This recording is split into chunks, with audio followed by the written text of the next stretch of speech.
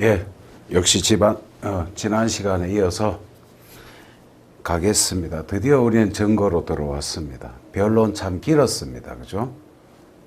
변론이 굉장히 길었어. 드디어 증거를 지나게 되면 곧 소송 종료, 기판력을 지나서 병합소송으로 우리 강좌에 이제는 이제 후반부로 들어왔습니다. 그죠? 이제 전반전 끝나고 이제 후반전으로. 증거 시작하면 이제 후반전. 원래 민소는 증거 나왔다. 그럼 그때부터 후반전 시작돼요. 힘이 많이 빠지셨을 겁니다. 그죠? 근데 승부는 대부분 후반전에 많이 납니다. 그죠? 힘 빠지지 마시고 계속 끝까지 함께 분발하시죠. 예.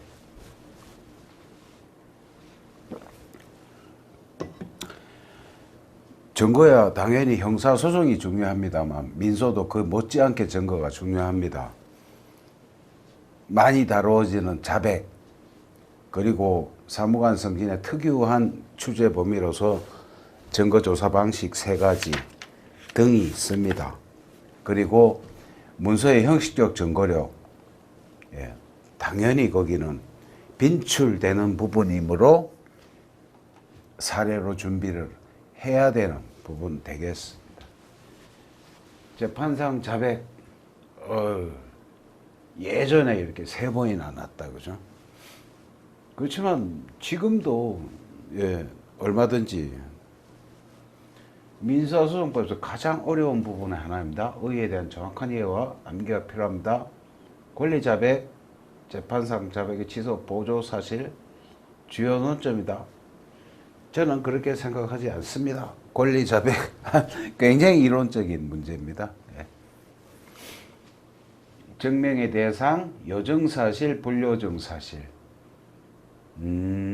그래서 요증사실, 사실은 당연히 요증사실, 증명을 요하고 이 파트입니다. 그죠? 재판상 자백. 불요증사실 중에 하나. 왜 자백이 불요증사실인가? 증명을 요하지 않는다는 거예요. 그죠?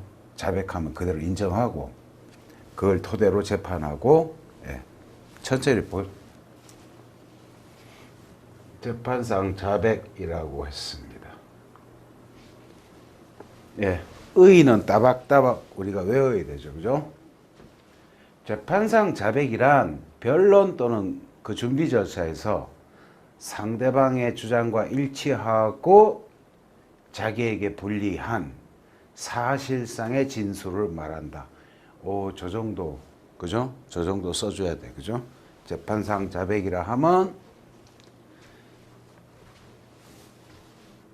변론 또는 그 준비 절차에서 상대방 주장과 일치하고 자기에게 불리한 사실상의 진술을 말한다. 개념들을 다 이렇게 사실, 자기에게 불리, 일치, 변론에서. 자기 집에서 백날 자백한다고 자백이 아니에요. 법원에 와서 자백을 해. 상대방 주장과 일치하고 일치한데 나하고 불리해. 그것도 법규에 대한 자백이 아니라 사실상의 진술을 말한다. 법규에 대해서 내가 아무리 자백한들 그거는 자백의 대상이 아니에요. 그죠? 권리 자백이라는 게 권리란 말이 법규라는 그런 의미를 품고 있습니다. 그래서 어느 경계까지 자백을 인정할 것인가? 이 사람 말이 사실이 아니라 법률에 관한 얘기 또는 권리에 관한 얘기를 하는데 여기에 자백의 구속력을 인정할 것인가? 라는 이론상의 논의가 있지만 우리는 여유가 없으므로 이론상의 논의는 그냥 슬쩍, 예, 저런 구별 개념이 있고 적용 영역, 예, 이거 꼭 알아야 돼. 재판상 자백은 변론주의에 의한 소송 절차에서만 인정되며 직권탐지주의에 의한 소송 절차에서는 인정되지 아니한다. 예, 직권탐지주의에 의한 소송 절차가 뭐 있습니까? 가사소송법. 예를 들면, 예, 그런 경우에는 인정이 되지 않습니다. 그렇지 않습니까? 불을 정하는 소송이 만약에 들어왔어. 유전자 검사 내가 아버지고 제가 아들이라고 주장을 하는데 유전자 검사 아니야. 그죠? 아닌 걸로 나왔지만 저 아이가 내 아들이 뭘 자백한다. 그러면 그게 아들이 되는 겁니까? 그렇죠. 그런 뜻입니다.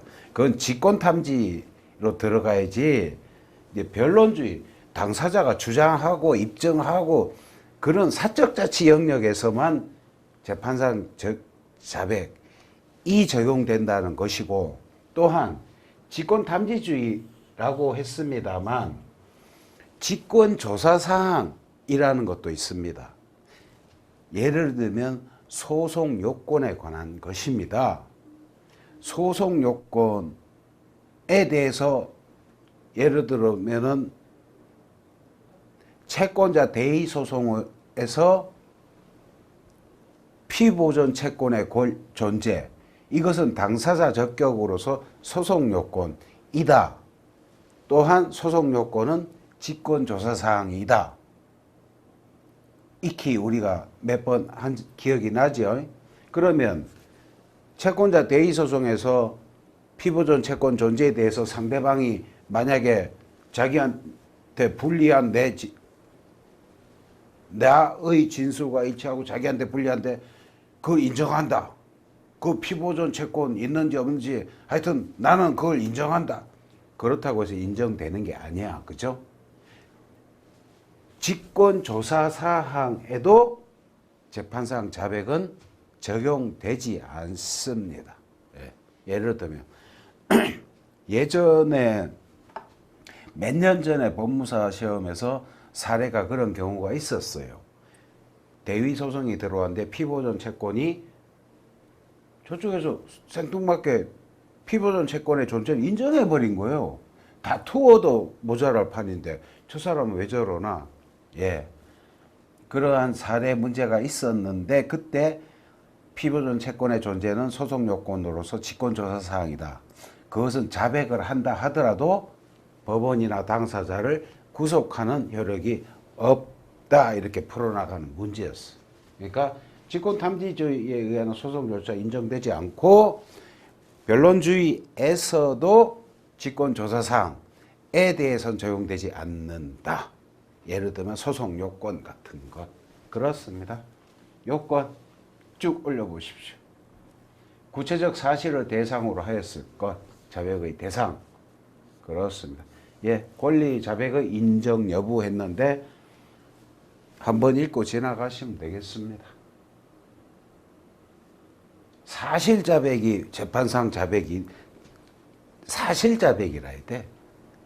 권리 자백, 법률 자백. 그 자백이냐? 기다 아니다. 어디까지 인정하냐? 그런 논의입니다.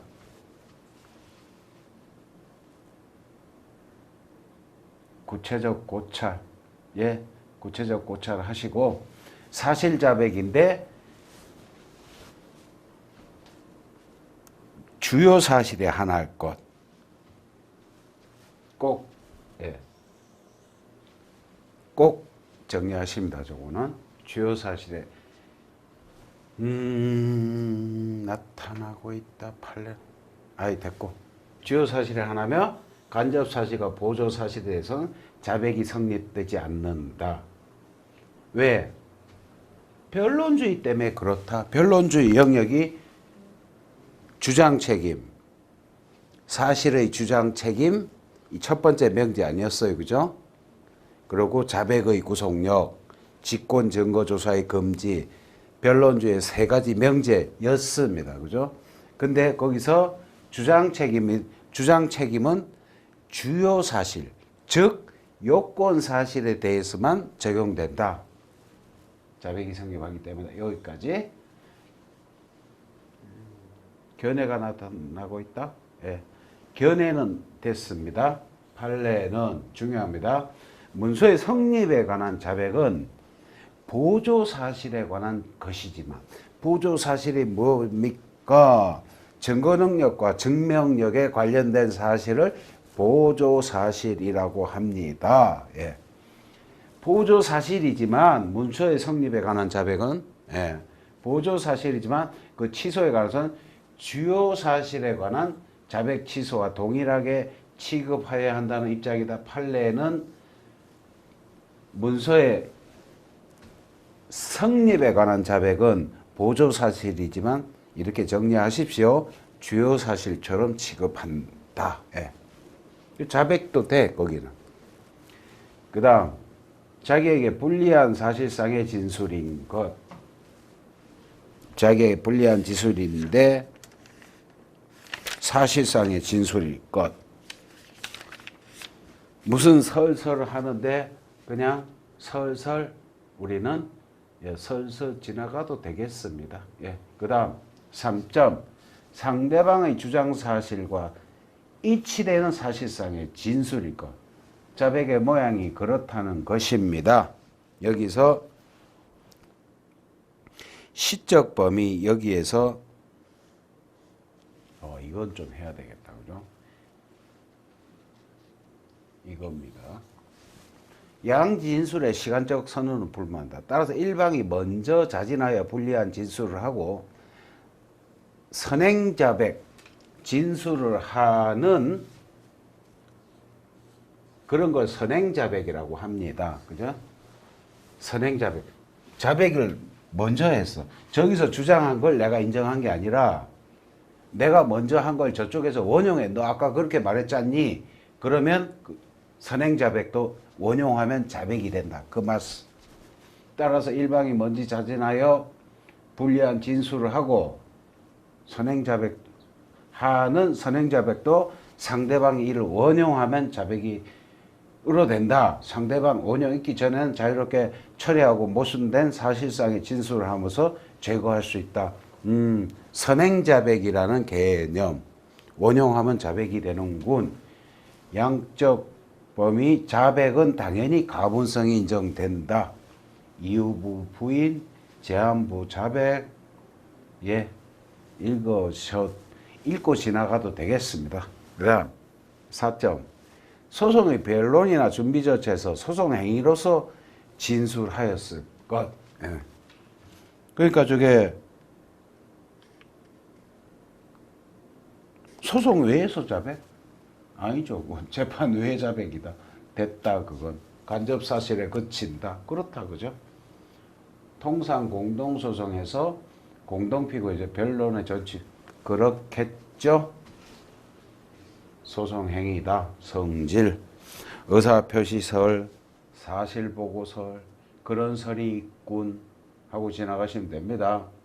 효력과 범위. 효력부터 효과를 여기서는 공부를 합니다. 설설 하면은 그냥 우리도 서서 지나가시면 됩니다. 그 설에 매몰될 필요 없어요. 전혀. 그리고 쓰지도 못할 뿐더러 쓴다고 해서 그렇게 평가해 주지 않습니다. 그게 무슨 이게 문제 푸는데 사건 해결에 무슨 도움 되는 게 아니잖아. 그죠? 이론상의 논의다 이거예요.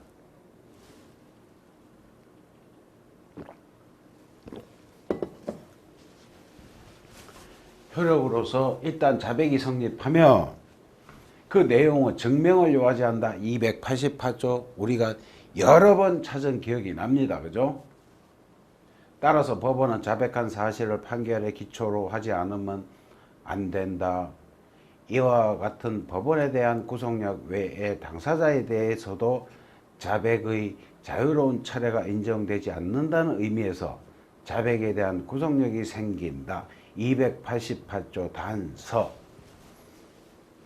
그거를 법원에 대한 구속력이라고 해가지고 법원의 사실 인정권을 배제한다 이렇게 표현합니다. 자백한 대로 그 토대로 그 당사자에 대해서는 임의 철회 제한이라는 구속력이 있어. 마음대로 처리하면 안 돼. 일단 내가 지금 자백해서 상대방한테 어떤 소송상의 지위가 구축이 됐지 않습니까? 그죠? 유리한. 아까 그렇게 말씀하셨잖아요. 그럼 그 인정이 돼 버린 거야. 그러니까 그렇게 법원에도 사실인정권 배제시켜 놓고 상대방 당사자한테도 어느 정도 소송상의 지위를 구축시켜 놓고는 아니요 아까 말은 잘못되었어. 제한이 있다는 거죠. 계속 나올 겁니다. 그리고 여기까지 봤죠. 사백구조가 생뚱맞게 나왔어. 그죠? 자백의 구속력은 상급심에도 미친다. 과연 우리가 쓸 수 있을까 의심하면서 사백구조를 열어보겠습니다. 무엇이간데 사백구조가 나왔을까? 물론 전 미리 다 열어봤습니다.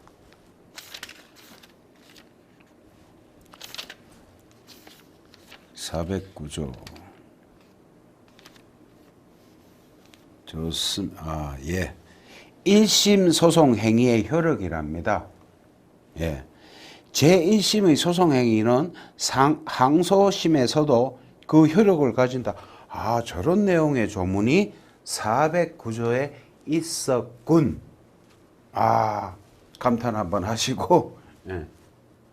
한번 느끼시면 됩니다. 자백의 구속력은 변론주의, 이거 나오네요. 직권조사 사항에 대해서는 하지 마라. 직권탐지주의도 하지 말고 하여튼 직권자 들어가면 그거 하지 마라. 변론주의 아니니까 거기는. 예, 그 말씀입니다. 그래서 법원에 대한 구속력, 사실인정권의 배제, 그게 무슨 말씀이냐 하면은 법원은 자백이 진실인가 여부에 대해서 판단할 필요가 없고 증거조사의 결과로 반대 심정을 얻었다 해도 이에 반하는 사실을 인정할 수 없다. 예, 그렇습니다. 또한 이런 논의가 있습니다. 예. 사실인정권 배제는 저런 뜻이고요. 그 다음 당사자한테는 그렇지, 철회의 제한, 일단 자백이 성립되면 자백한 당사자는 이미 철회할 수 없다. 임의로. 당연히 그렇다. 근데 자백간주의 경우에는 다르더라. 요게 계속 나오죠. 그죠? 재판상 자백과 자백간주 150조에 나오는 불출석했을 때 자백간주의 경우는 철회 제한이란 구속력이 없다. 내가 불출석해서 자백이 돼버려서 그걸 자백간주라 하는데 다음 변론기일에 내가 가서 다투면 돼. 요거는 중요한 내용. 예외적으로 다음의 경우에는 철회가 인정된다 해가지고 철회가 인정되는 경우가 있으니 반드시 요것도 암기사항입니다. 외워 있어요. 상대방 동의가 있을 때, 자백이 제3자 형사상 처벌 받을 행위에 의하여 이루어진 때, 그러네. 자백이 진실에 반하고 착오인 것을 증명할 때, 이건 288조의 내용이지요. 그렇습니다. 소송 대리인 자백을 당사자가 경정한 때, 내 생각입니까? 그렇지 않습니다. 법 94조의 내용입니다. 써놓으셔야 되겠죠. 그죠? 법적 근거가 있으면 반드시 써놔야 돼. 그렇습니다. 그러면서 자백간주로 또, 재판상 자백간주까지 계속 지금 여기서 재판상 자백과 한 다음에 사례들이 쭉 진행되고 있습니다. 그죠? 여기서 포괄적인 문제는 깊숙이 그냥 공부하는 거예요. 자백간주라는 것은 당사자가 상대방 주장 사실을 자진하여 자백하지 아니하여도 명백히 다투지 않거나 또는 당사자 일방이 기일에 불출석한 경우에는 그 사실을 자백한 것으로 간주하는데 이를 자백간주라고 한다. 저러한 근거가 있고 자백간주의 성립에서 150조 1항 상대방 주장 사실을 명백하게 다투지 아니한 경우 150조에 그럴 때는 자백간주가 되는데 단서에 보면은 변론의 전 취지 아시죠? 뭔지 표정 뭐 이런 거 부르르 떤다든지 변론의 전체 취지로 봐서 다투었다고 인정될 때는 그렇지 않다 해서 단서 조문이 있습니다. 여기서 변론의 전 취지를 하면 202조의 규정과 변론의 이차성 예, 뭐 이렇게 예, 읽어 보시면 되겠습니다. 그 다음에 아까는 150조 1항이고 요번에 사망 불출석했을 때 사망 얘기. 당사자 1박이 불출석하고 상대방이 소장 준비 서면으로 예고한 사항이든 미리 답변서 기타 준비 서면을 제출하여 다투는 뜻을 표시하지 아니하면 자백간주가 성립한다. 단 당사자가 공시송달에 의하지 않은 기인 소환을 받았음에도 불구하고 불출석해야 한다. 사망 단서에 보면 그죠? 공시송달일 때는 자백간주 하지 마라. 좋습니다. 거기까지. 그 다음은 그냥 하셔도 됩니다. 자백간주의 효력. 요게 또 요거, 예, 놓치면 안 되는 부분이죠. 그죠? 자백간주가 성립되면 재판상 자백과 마찬가지로 법원에 대한 구속력은 생깁니다. 법원은 사실 인정권이 배제되어 그 사실을 판결의 기초로 하여야 한다. 그러나 당사자에 대한 구속력은 없다. 요거. 이게 중요해요. 그죠? 따라서 당사자는 자백간주 있다 해도 그 뒤 사실심에서 그 사실을 다툼으로써 자백간주 효과를 번복할 수 있더라. 예. 재판상 자백이었습니다. 거의 모든 내용이 나온 것 같아요.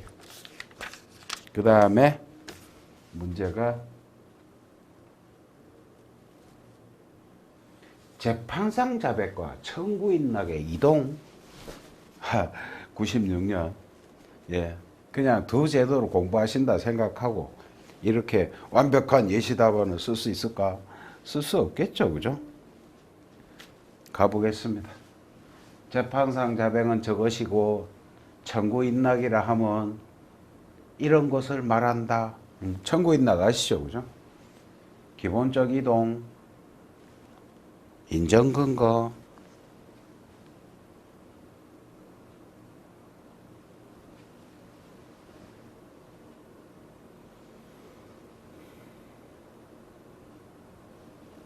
여기서 이 점을 꼭 주의하셔야 되죠. 가소 12조. 몇 번 찾았죠, 우리가. 예. 저런 게 직권탐지주의가 적용되는 소송이라고 합니다. 그죠? 가사소송 같은 경우. 그럴 때는 청구인락이나 뭐 이런 거는 변론주의 영역이지. 그죠? 저런 영역이 아니야. 성질상의 비교해서 자백의 성질, 인락의 성질, 요건상의 비교 쭉 넘어가겠습니다.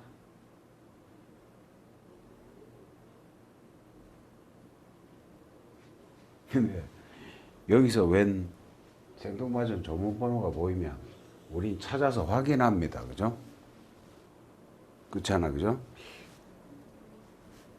56조 이하 무슨 내용일까 궁금합니다. 우리는. 56조 법정대리인 소송행위에 대한 특별규정 1항이 저렇고 2항에 제1항의 법정대리인이 소치와 화해, 청구 포기 인락 또는 80조에 따른 탈퇴를 위해서는 후견감독인으로부터 특별한 권한을 받아야 한다. 다만 후견감독이 없는 경우에는 가정법원으로부터 특별한 권한을 받아야 한다. 16년 개정. 최근에 최근 개정법이니까 우린 또 긴장하고 공부합니다. 그죠? 90조 2항 무엇일까요? 궁금합니다. 90조 2항 90조 2항 소송 대리권의 범위 2항을 바로 보십시오. 소송 대리는 각 호 사항에 관한 특별 권한을 따로 받아야 한다. 반소 제기, 소치와 청구 포기 있나? 여 있네. 그죠? 조금만 내려오시면 94조 있죠. 그죠? 94. 이게 경정권. 아까 본 그거예요. 소송 대리인의 사실상 진술은 당사자가 이를 곧 취소하거나 경정한 때는 그 효력을 잃는다. 자백 취소할 때 나왔던 94조 2조문입니다. 좋습니다. 요건상의 비교에서 시기, 소송물 기타, 방법상의 비교 쭉 한번 읽어보시면 되겠습니다. 근데 여기서 말씀드리고 싶은 게 하나 있는데 148조 이 조문을 찾아서 한번 읽어보고 148조 바로 찾았습니다. 한쪽 당사자가 출석하지 아니한 경우 1항 우리가 몇 번 읽었다 그죠? 2항을 딱 보시면 1항의 규정에 따라 당사자가 진술한 것으로 보는 답변서 그 밖의 준비 서면에 청구 포기 인락의 의사표시가 적혀 있고 공증사무소 인증을 받은 때에는 그 취지에 따라 청구 포기 인락이 성립된 것으로 본다. 서면 포기, 서면 인락 인정이 돼 있는데요. 근데 현재 대법원의 민사소송법 개정안에 또 서면 인락제를 채택하고 있다. 개정안이 아니라 이미 들어오신 것 같은데, 그죠? 예. 그걸 보고 무슨 말일까? 그랬습니다. 좋습니다. 효과상의 비교, 조서기재. 자백과 인락은 조서에 다 기재됩니다. 그죠? 근데 인락조서는 확정 판결과 동일한 효력, 자백은 그런 게 아니죠. 그죠? 자백은 그게 아니고 취소해가지고 간과 오인한 판결 쭉 읽으신 걸로 대체해도 되겠습니다. 그 다음 또 재판상 자백입니다. 이번엔 사례.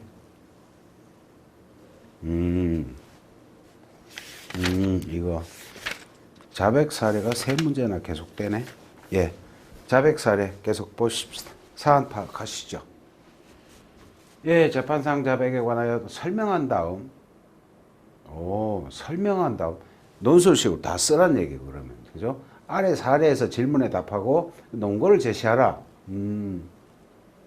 설명한 다음 옛날에는 문제 꼭 저렇게 냈어 그죠? 논술로 다 쓴 다음에 사례로 풀어라. 요새는 그렇게 안 납니다.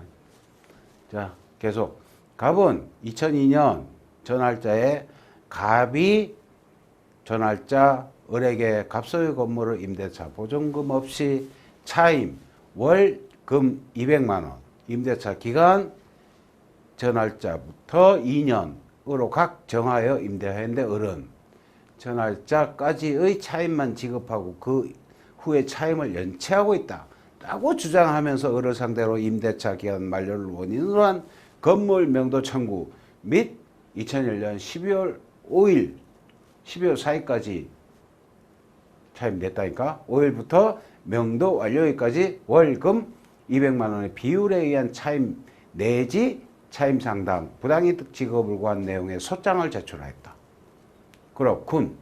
위 소장이 을에게 송달되자 을은 청구 기각을 구하고 갑의 위 주장 사실을 모두 부인한다는 내용의 답변서를 제출하였고 위 답변서가 갑에게 송달된 후 갑은 을이 2001년 7월 4일까지의 차임만을 변제하였고 그 후에 차임을 연체하고 있으며 소장에서는 2001년 7월 5일부터 12월 4일까지의 차임도 을이 지급하였다고 진술해서 이는 진실에 반하고 착오로 인한 것이므로 철회하고 청구 취지 중 금원 지급 청구 부분을 2001년 7월 5일부터 구하는 것으로 확정한다는 청구 취지 확장 신청서를 제출하여 위 청구 취지 확장 신청서가 을에게 송달되었다. 그러한 저간의 사정이 있었다.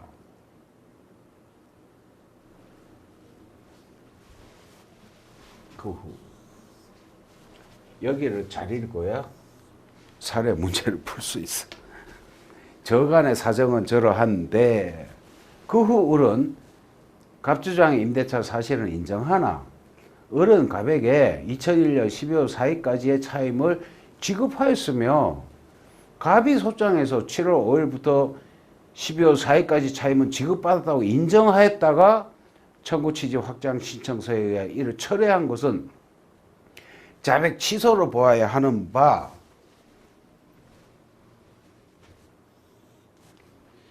이에 동의할 수 없다. 그러니까 그죠? 자백 취소하면 내가 동의를 해야 되니까 이에 동의할 수 없다. 는 내용의 준비서면을 제출하여 위 준비서면이 갑에게 송달되었다.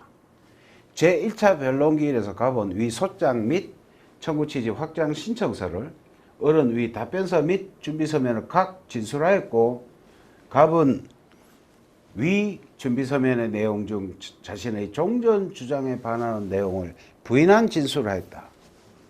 법원이 2001년 7월부터 12월 4일까지 차임을 지급하였다는 을의 항변을 판단함에 있어 위 기간 동안 차임 지급 사실은 증거에 의하여 증명되어야 하는가?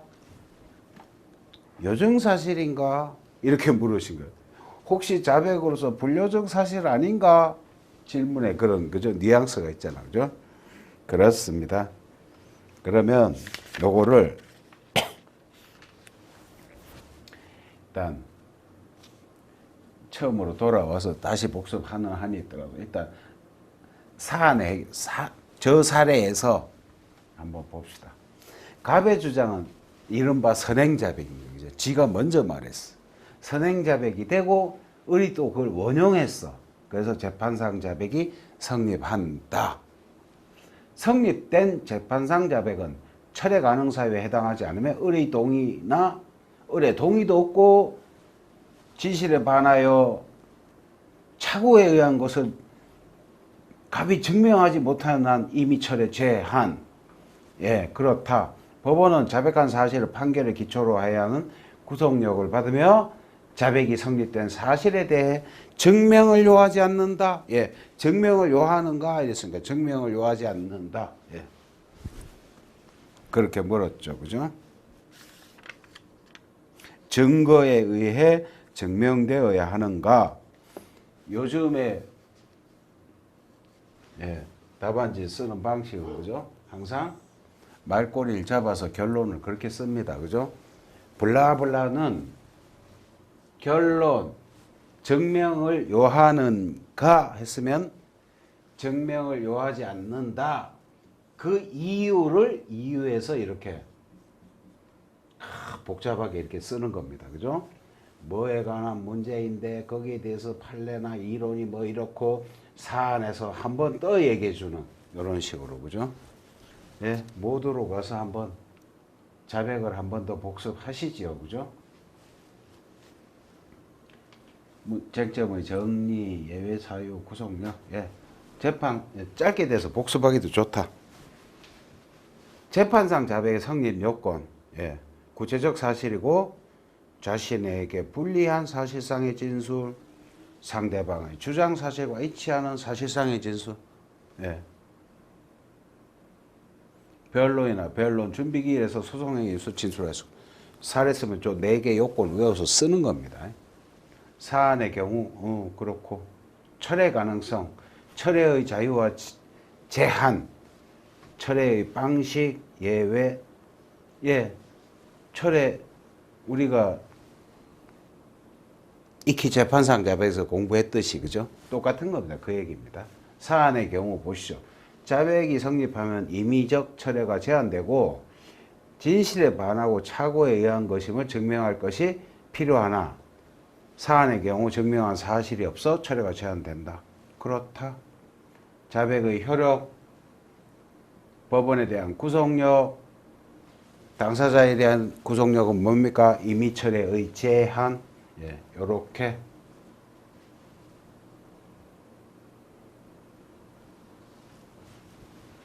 사안 해결.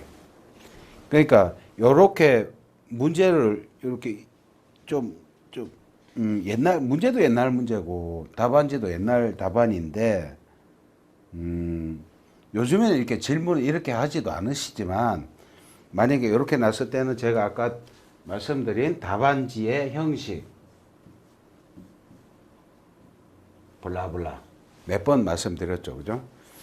저기다가 답안을 어떻게 쓸까 염두에 두고 이렇게 예시 답안 내용을 읽어보는군 생각하고 이렇게 하시면 되겠습니다.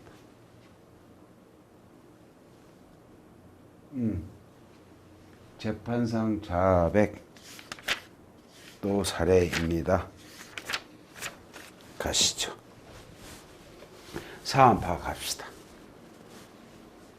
A 토지의 소유자인 을은 A 토지를 점유하고 있는 갑을 상대로 토지 인도를 구하는 소를 제기했다.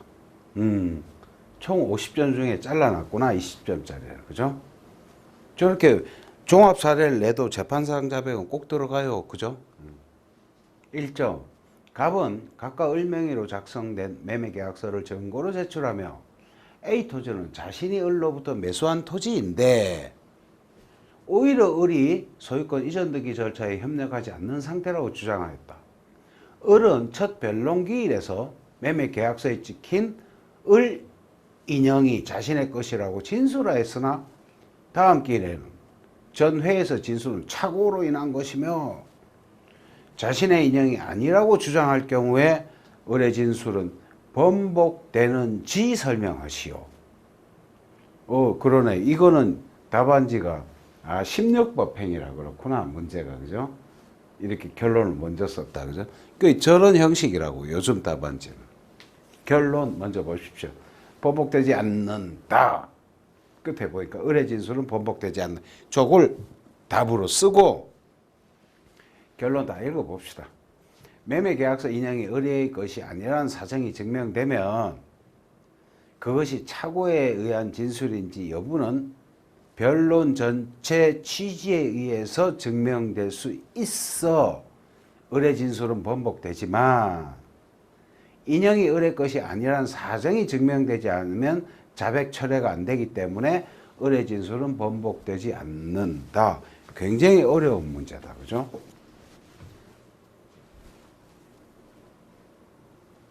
진실에 반하고 착오에 의한. 진실에 반한 을의 것이 아니라는 사실. 요게 진실에 반한 것이라는 거죠. 그죠?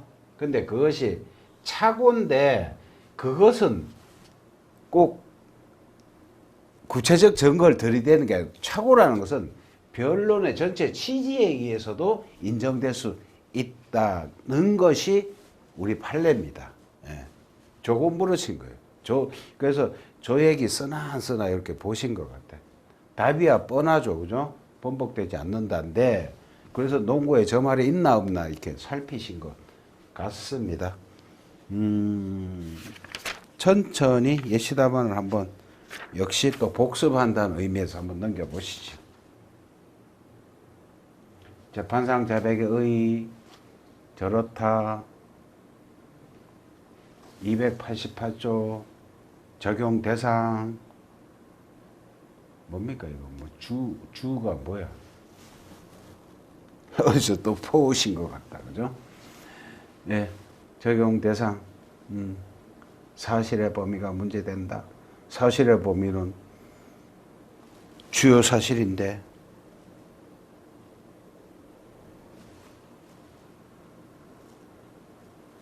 사실이 자백의 대상이라고 할 때 그 사실은 어떤 사실을 의미하는지와 관련하여 자백의 구속력이 변론조에 근거한다는 점 및 적어도 주요 사실에서는 변론조의가 타당하다는 것으로부터 주요 사실이 자백의 대상이라는데 이론이 없고 판례도 같으니까 저렇게 쉬운 말을 어려운 문장으로 쓰시느라고 참 고생하셨습니다. 그죠?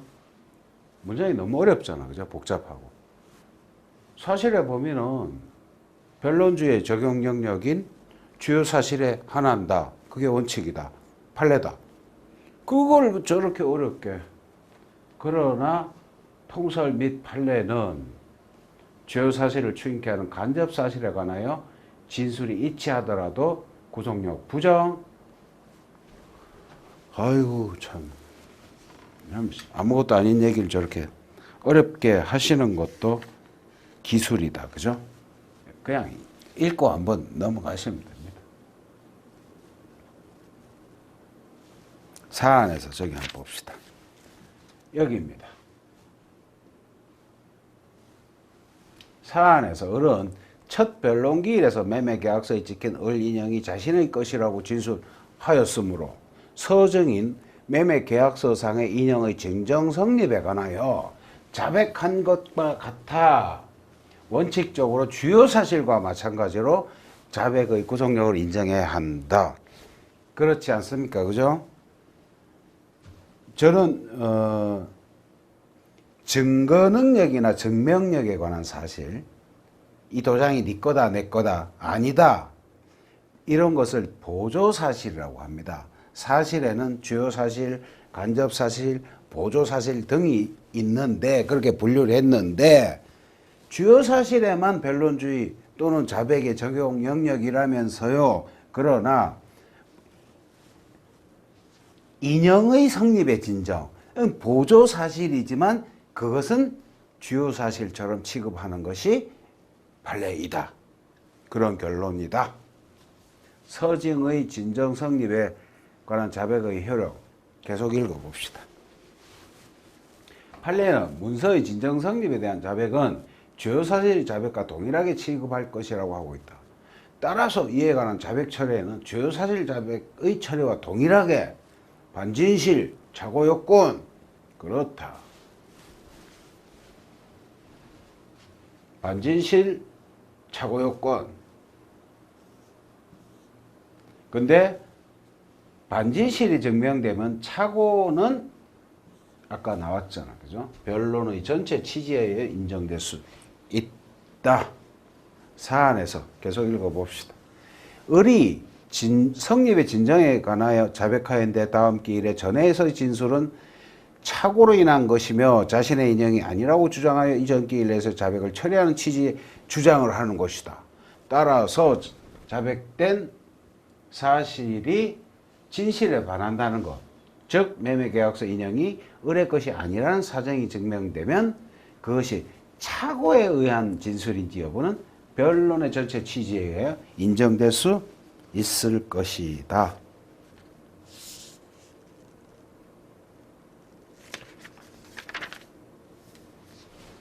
끝인 것 같죠?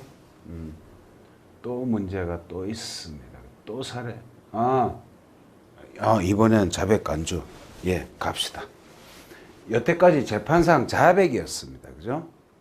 근데 재판상 자백에서 자백 간주라는 걸 우리가 한 항목으로 공부를 했어. 그죠? 법원은 자백 간주가 150조의 1항과 3항에 있는데 그 효력으로서 법원에 대한 구속력, 당사자에 대한 구속력, 그 부분 기억나시죠? 그 기억을 찾아서 우리가 한번 천천히 스캔 훑어보면 되겠습니다. 처리 방법에 대해 설명하시오. 서설 150조 1항과 3항. 자백 간주인데 여기는 하나 더 있다. 그죠? 257조 뭐겠습니까? 답변서 제출 의무, 무변론, 원고 승소 판결. 그 점은 아닙니까? 그죠? 그러니까 답변서를 30일 내에 내야 되는데 안 내면 그 또한 자백 간주로 봐준다. 그래서 원고 승소 판결을 법원은 할 수 있다. 그 점문이잖아. 그죠? 여기까지만 우리 알았어. 그죠? 자백 간주는 이거 하나 추가요. 예. 좋습니다. 또 같은 얘기, 직권 탐지주의나 직권 조사상에 적용되지 않는다. 지겹다. 그죠? 이제 하도 여러 번 들으니까. 근데 은근히 이게 사례로 많이 나와요. 자백 간주의 요건 150조 1항 계속 그 얘기입니다. 202조 저는 모르셔도 됩니다. 150조 1항 얘기, 그리고 3항 이야기 계속, 그죠? 3항. 예, 저겁니다. 답변서 부제출 256, 257조. 저럴 때도 자백간주로 본다는 겁니다. 그죠? 여태까지는 150조 1항과 3항을 자백간주라고 했는데 256, 257 추가되는군요. 예. 그러면서 공부하는 겁니다. 효력. 이게 다르죠. 그죠? 법원에 대한 구속 얘기는 생기지만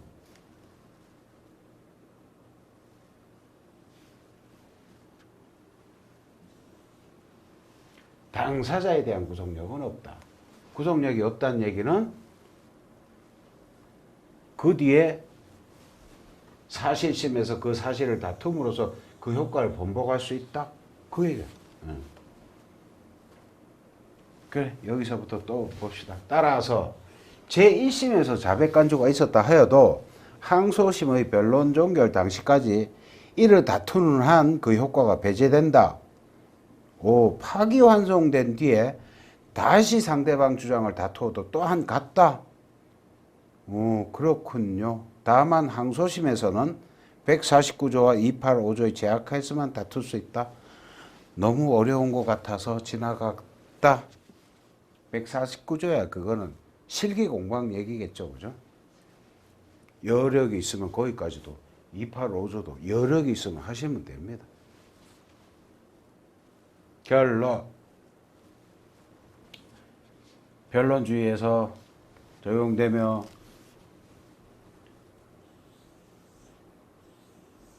추가요. 예. 이건 됐고. 그렇습니다. 지금까지 우리는 재판상 자백에 대해서 길게 왔습니다. 그렇습니다. 그리고 다음 시간에는 정인신문부터 다시 또 나가도록 그렇게 하겠습니다. 수고하셨습니다.